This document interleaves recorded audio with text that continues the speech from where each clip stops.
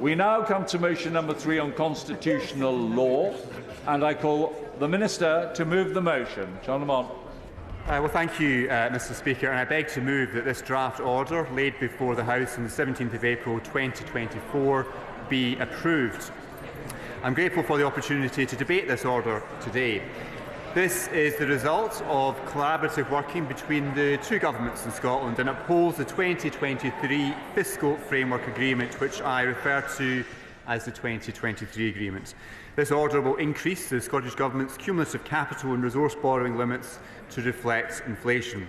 The order before us today is made under Sections 67 and 67A of the Scotland Act 1998, which set out the amounts available to borrow under Section 66. As specified in these sections, we are making this order with the consent from the Treasury. Scotland Act orders, Mr Deputy Speaker, are a demonstration of devolution in action. I am pleased to say that the Scotland Office has taken through over 250 orders since devolution began. The 2023 agreement set out that the annual limits for capital and resource borrowing will increase based on the Office of Budget Responsibility's GDP deflator forecast at the time of the Scottish Government's draft budget. In the 2023 agreement, the United Kingdom Government agreed to amend the Scotland Act 1998 to increase these limits as necessary. I will happily give way. Interested to know from the honourable gentleman, what are the spending limits on the UK Government? And since 1945, isn't it right that the UK Government has only balanced its books on 11 years, and of the debt accrued, it's only paid back about 1.7 to 2%, if that? So therefore, to try and put shackles on a government in Scotland, what they often call the most strongest or the most powerful devolved parliament in the world, is entirely erroneous. And the way Scotland should be going is like any normal country and towards independence. Mr Deputy Speaker, well, this Conservative Government has prudently managed this country's finances, unlike the Scottish Government, who continues to slash frontline public services across Scotland, despite a record-breaking block grant from the UK Government to the Scottish Government. Spending choices, of course, made by the SNP rather than the UK Government. I'll happily give way. So, Mr Deputy Speaker, this order will increase the resource borrowing limit by £29 million from £1.75 billion to £1.78 billion, and the capital borrowing limit by £50 million from £3 billion to £3.05 billion. Mr Deputy Speaker, the exact figures are set out in the order being considered today. The timing of this order gives the Scottish Government certainty over the cumulative borrowing limits for the 2024-2025 financial year. It is important to note, however, that the Scottish Government still remains accountable to the Scottish Parliament and the people of Scotland on how they choose to use these increased borrowing powers. I'm happily give way again. Thank you. I'm grateful to the honourable gentleman for giving way. And isn't it a fact that with the recent blood scandal that we've seen, now that only happened in Scotland alone, the Scottish Government wouldn't have the ways with these spending restrictions or anything else that might be asked of it because of the handcuffs set on by Westminster. And it's another reason for all sorts of real-world events to happen that the Scottish Government shouldn't be a government that is a hostage of the UK Government, as this Scottish Government or any Scottish Government is under the devolved setup. Mr Deputy Speaker, I know the honourable member and his friends on the nationalist benches continue to obsess about independence, but what he seems to forget, Mr Deputy Speaker, is the people of Scotland had their say on that back in 2014 and voted in record numbers to remain part of a strong United Kingdom. I would suggest that the honourable members opposite should focus on delivering for frontline services in Scotland, like supporting our NHS, like supporting our schools, supporting our transport network, and getting on with the day job of governing Scotland, rather than talking perpetually about referendums and independence. Mr Deputy Speaker, in summary, this order makes amendments to UK legislation to increase the cumulative borrowing limits of the Scottish Government ahead of the next financial year. In doing so, the UK Government upholds their commitment to the 2023 agreement and delivers for the people of Scotland. It is positive, Mr Deputy Speaker, to see both governments working together. And on that note, I commend this order to the House and I beg to move. The question is, as on the order paper, Ian Murray. Thank you very much, Mr Deputy Speaker. I think the first thing to say this afternoon, Mr Deputy Speaker, is why we're doing this statutory instrument at all on the floor of the House. And I think it demonstrates, when these statutory instruments are normally done in committee, that the Government have got absolutely nothing left to bring to this chamber. In fact, this very statutory instrument was scheduled for a committee room upstairs, subsequently cancelled and then brought to the floor of this House. And it just shows you how the Government are absolutely desperate to try and fill the time in this chamber than send us all away again early. And I know I speak for this side of the House and millions of people up and down the country when I say that this nonsense has to end and a general election has to be called soon on this zombie government. The government may be able to run for now, but they certainly won't be able to hide, and the people are fed up of 14 years of complete failure. Now, we're here to talk about the increasing in borrowing limits for the Scottish Government, and I wonder if I could ask a number of questions to the Minister, if he's able to do so in his response. As per the agreement of August 2023 on the fiscal framework being 2 years late in agreement, can the Minister tell the House how the increase has been calculated in terms of these amounts? Secondly, the fiscal framework allows for £3 billion and slightly more given this order of debt for capital purposes at £450 million a year. Can the Minister tell us how much of that just over £3 billion has been drawn down to this stage? Thirdly, the resource borrowing powers can be drawn down up to £600 million per annum, up to a maximum of just over £1.75 billion. Can he also tell the House how much of that has been drawn down? And the reason I asked that particular latter question is because at the Finance Committee of the Scottish Parliament this morning, the Permanent Secretary said and has warned the First Minister that there is a looming £1.9 billion fiscal deficit in the Scottish Government because of spending promises that have been made by the current Scottish Government, and that the First Minister will have to come to Parliament on redrawing those priorities in order to try and reduce that £1.9 billion fiscal deficit. Happy to give way.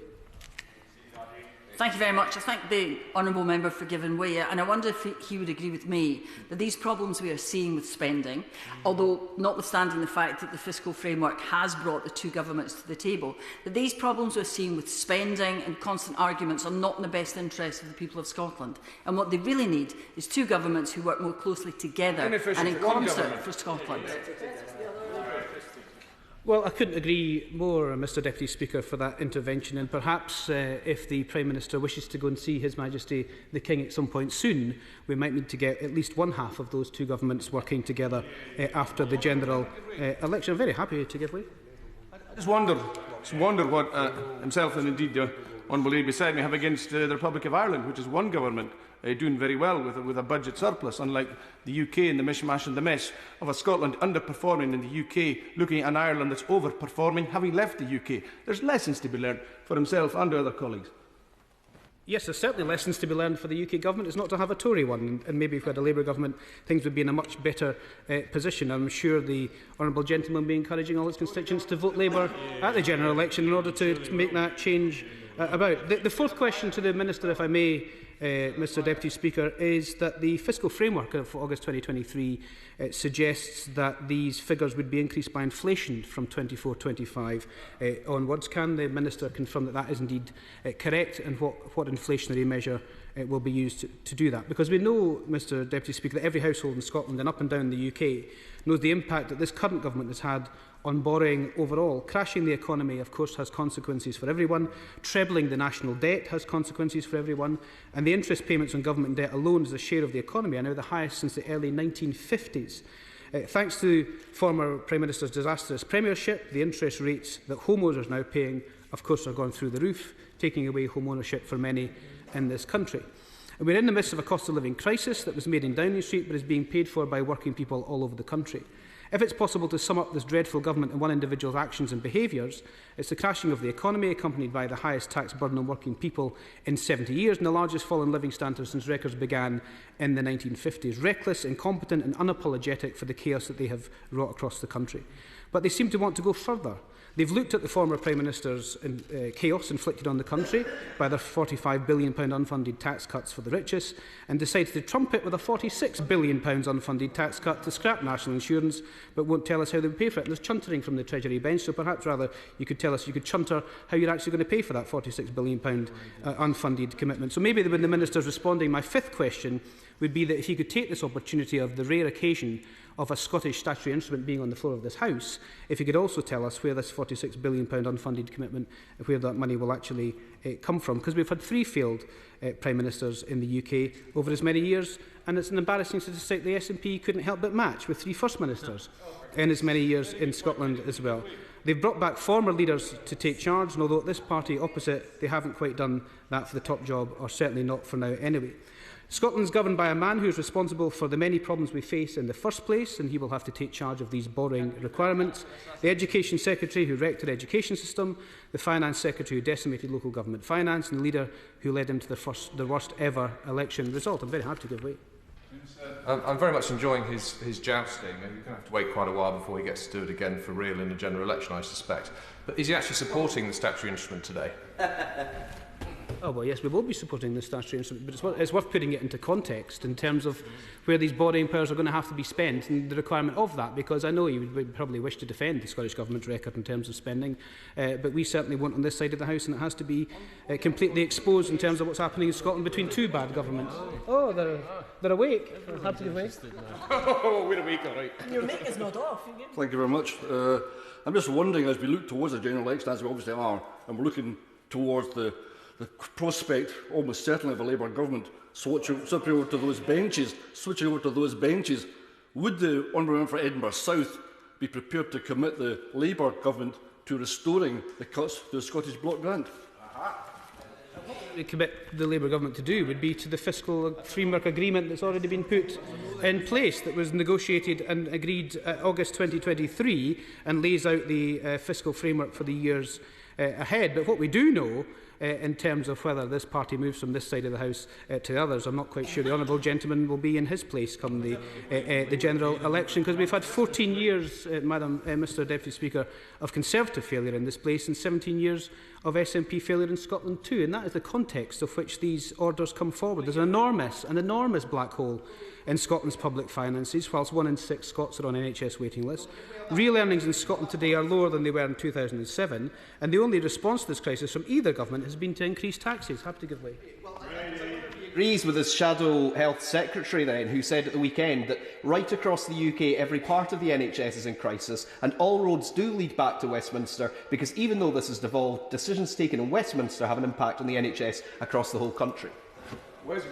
Conclusion to that is all roads have to lead to a Labour government to resolve it. That's where we end up. So the only response to this crisis from either government has been to increase taxes. The Treasury bench are still chuntering, Mr Deputy Speaker. I wonder if he could still chunter where the £46 billion unfunded spending commitment is going to come for. Because he has presided over, not Mr Deputy Speaker, but the Treasury bench have presided over the highest tax burden on working people in 70 years.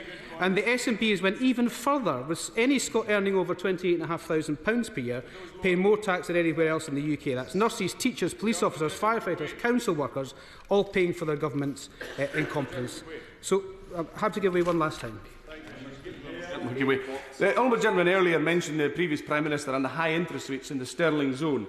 Will he apologise for, in 2014, buddying up with the Tories, wearing his Union Jack jacket and saying that Scotland should stick with the Tory government, stick with the risk of a Prime Minister that did what she did, and stick with the risk of a currency zone that has hammered people's mortgages and hammered people's standards of living?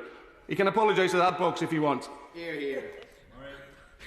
Mr Deputy Speaker, I'm so looking forward to the honourable gentleman bringing forward yet another financial prospectus for what independence would look like, but it would absolutely trash our economy, and it would make what's currently going on look like a picnic in the park, and he can't answer any of the basic questions about how that would work. At the same time as hammering working people in Scotland with tax increases, the SNP has U-turned on its U-turn and again will not take any more money from the oil and gas giants' excess profits, but they will take more money from our nurses in terms of income tax. Working people paying the price and getting less. The truth is that this motion today is not what the people of Scotland and the UK are calling out for. They are speaking with clarity that they want change from a cruel and failing Conservative government and change from a tired and failing SNP administration. They want change. Let's get this general election and deliver that change.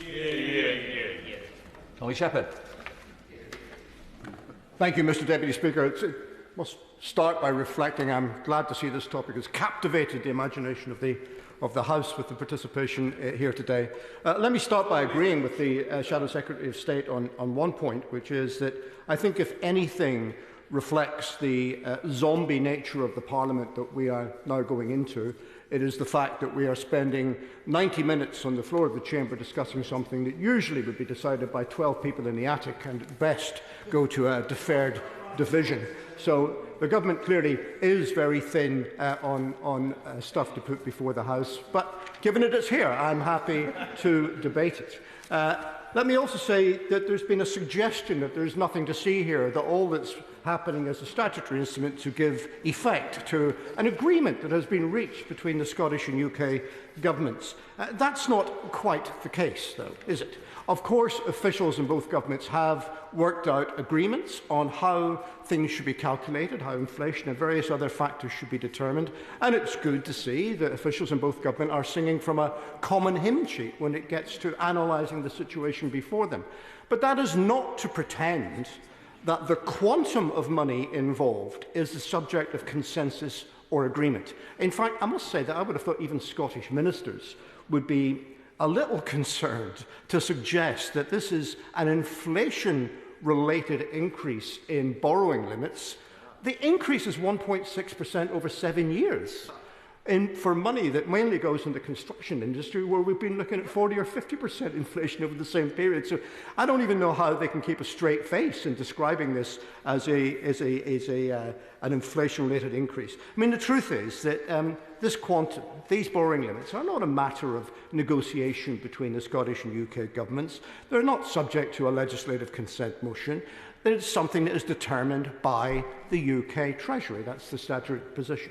And this UK Treasury has determined what the figures are, and to be frank, they have the Scottish Government over a barrel, because the only option is to agree to this proposed increase or to get no increase at all. And the Government has us over the same barrel, because we either agree to this 1.6 increase or the status quo ante will prevail and there will be no increase at all. I'll give it back.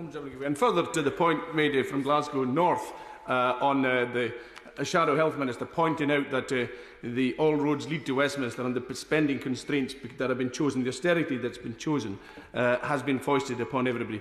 It's a ridiculous situation, surely, when Scotland's hands are tied. There's no other country in Europe. Spain doesn't decide its priorities for health spending on what France is spending. And why should Scotland or Wales be similarly? And why also do the Barnard consequentials stem only from one of the nations of the UK? Wales probably has the greatest health needs, but we don't see money going for England as a consequence of Welsh needs or of Scottish needs. Why does it all stem from the one part? That is something that those of the Tory, Labour, Better Together agenda have never addressed, the imbalance of the UK with one partner in the lead and the rest having to follow with the choices they make for us. Thank you. Intervention was longer than many speeches I've given here. Tommy Sheppard. I think I agree with the sentiments expressed by the honourable gentleman. But to come back to the discussion on capital borrowing requirements, the other important point, surely, that must be made, and it does reflect what the honourable gentleman says in terms of who is actually responsible, is that there is a context to this. And the context is a 16% cut in the block grant available for capital funding of public services in Scotland. Not my figure, provided by the House of Commons Library, an analysis done by figures provided by the Treasury. 16.1% to be exact. So that is the real terms cut that central government is making. And that means that the borrowing limits that are available to the Scottish Government have then to be used to compensate for those cuts and to mitigate their effects. And I say to this House, there's been discussion about how these borrowing limits came about as a result of the Smith Commission proposals. But this is in direct contravention to the spirit of the Smith Commission, because the proposal for the Smith Commission was not that capital spending, the UK capital spending that takes place in Scotland, should be devolved to the Scottish Government and the Scottish Government would take control of all of it. That wasn't the proposal. I might have considered that and supported that as somebody who supported full fiscal autonomy at the time for the Scottish Government, but that wasn't what we were discussing. The proposal that came from the Smith Commission was for a supplemental capacity for the Scottish Government to borrow additional monies by itself in order to fund particular projects in public services in Scotland if it had a mandate to do so. It wasn't meant to compensate for core capital funding. And therefore, what is happening now, because it is being forced to do that, it means that the cost of UK capital spending in Scotland is being incrementally transferred from the UK exchequer to the Scottish Government. And that, my friends, is a union dividend in reverse. That is a union penalty. That is the price we are having to pay for being part of these arrangements. Now, capital... Sorry. He's making some excellent points on the impact of the budget cuts to capital funding. Does he appreciate that for constituents of ours there are consequences for that, very direct consequences, and combined with the inflation that we've seen, the rebuilding of the quay wall at Millcroft Quay in my constituency is now facing real problems going ahead, because the shortfall in the project budget is now in the region of £25 million, which is a result of the inflation in construction and other things. And when the capital grant gets cut, there is no way of making that up. I do agree with that, and I was actually coming on to talk about the impact of these cuts and the fact that even with the increased borrowing from the Scottish Government, we are still talking in overall terms about a 9% reduction in the capital budget in Scotland, a 9% reduction. Now, that means that some big projects are going to be delayed and are going to be shelved, and people who are looking for a new building or a new piece of infrastructure in their constituency, when they are told that delays are going to take place, they should understand exactly that is a consequence of what we are deciding here today. But of course, not all capital spending is to do with big, grandiose projects. A lot of capital spending is focused on improving the day-to-day operational delivery of public services. And therefore, the consequences of cuts and delays are going to impact on revenue budgets as well. If we cannot improve the energy efficiency of a particular building through capital improvements, it's going to cost more to run that building. If we have to provide temporary facilities, it's going to cost more. So there's a double whammy at stake here. Not only is the capital budget having to be funded in part by a charge on the revenue budget to Scottish taxpayers because of the borrowing that the Scottish Government undertakes, but the revenue consequences elsewhere in operational budgets are going to be that they will be put under considerable additional strain. I won't give way if you don't mind, because I'm just about to... Really? Okay. All right. On capital spend, the honourable gentleman making a very good point. The Scottish Government in a small Scottish island can't build a replacement hospital at the moment because of those capital constraints. Meanwhile, independent Ireland has so much money from its surplus, it's funding nurses and Erasmus students not within its own country, but within what is currently the UK in Northern Ireland. Indeed. And I mean, the final point I wanted to make is this, that the entire thing, of course, that we're talking about here, when we talk about Scottish Government borrowing, let us remember that this is borrowing with the permission of the UK Treasury, guaranteed by the UK Treasury. It is not possible for the Scottish Government to go and do a deal with a private sector house builder and get some private finance to try and build more social housing as an additional project in Scotland. It's not possible because it wouldn't, unless it's agreed to by the UK Treasury and comes within these limits. So the Scottish Government, which is heralded as the most powerful, devolved regional government in the world, doesn't even have the financial capital powers that a medium-sized business would have in order to manage its own affairs. And that's why, when the end comes to it, that really what this argument should be about is arguing for a government in Scotland that has got the capacity to make decisions about capital spending and about other aspects of our finances, which are based upon the needs and requirements of the people of Scotland rather than the needs and requirements of mandarins in the Treasury in Whitehall. And that is why we should have independence for Scotland. Minister. Well, thank you, Mr Deputy Speaker, and I'm grateful to the honourable members for their important contributions to today's debate. Now, a number of members expressed surprise, Mr Deputy Speaker, that we were having this debate. But I'm surprised by their shyness and reluctance to come to the mother of all parliaments to debate this important thing. We're here on behalf of our constituents, talking about how additional resource will be allocated to the people of Scotland and to our constituents, which I think we should all be welcoming rather than being slightly unsure about or uncertain about. I certainly am relishing the opportunity to be at the dispatch box today talking about the additional resource that the people of Scotland are going to be getting, including those in my own constituency. I'm happily give way. He's talking about additional resource, but he can't deny that there's been massive inflation in construction costs as a result of Brexit and COVID and his former Prime Minister. Can he, in that spirit, to address the problems that have been caused by his government, commit to the extra £25 million that's needed for Windmill Croft Quay in Glasgow, and for the Citizens Theatre, and for the Govan Hill Baths, because they have all seen huge inflation in construction costs? Mr Deputy Speaker, I'm going to come on to some of the allegations that were made about Scotland's budget shortly, but I'm grateful for the Honourable Member for Glasgow for making that point, but I will come on to that. Now, the Honourable Member for Glasgow South made a number of points and questions. Sorry, Edinburgh South. Apologies, Mr Deputy Speaker. In relation to how the figure was calculated, the annual limits are calculated in accordance with the 2023 agreement, and it's based on the OBR's GDP deflator forecast at the time of the Scottish Government's draft budget, and I confirm the GDP deflator used to calculate the new limits for this order was 1.677%. In relation to the other questions which the Honourable Member for Edinburgh South said, £1.76 billion is the amount of the National Loans Fund, long-term loan which remains outstanding, which is what counts against the £3 billion statutory limit, and this amount includes the £300 million borrowed in March 2024.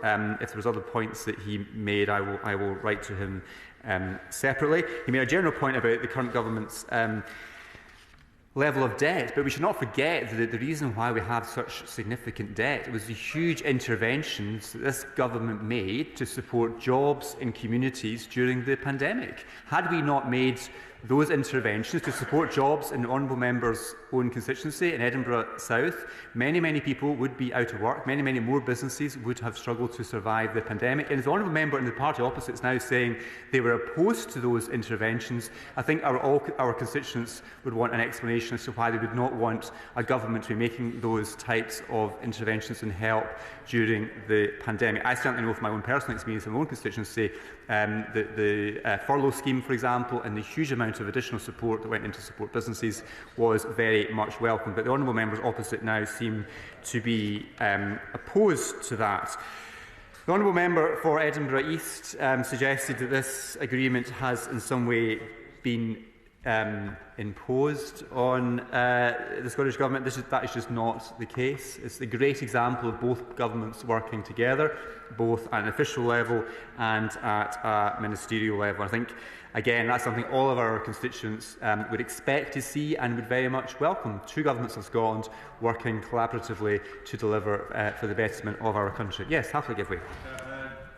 I thank the Minister for giving way. All I'm trying to establish is whether the UK Government is telling us that these borrowing limits are something that are to be agreed between the UK Government and the Scottish Government, the quantum, or whether in law it's a figure that's determined by the UK Treasury.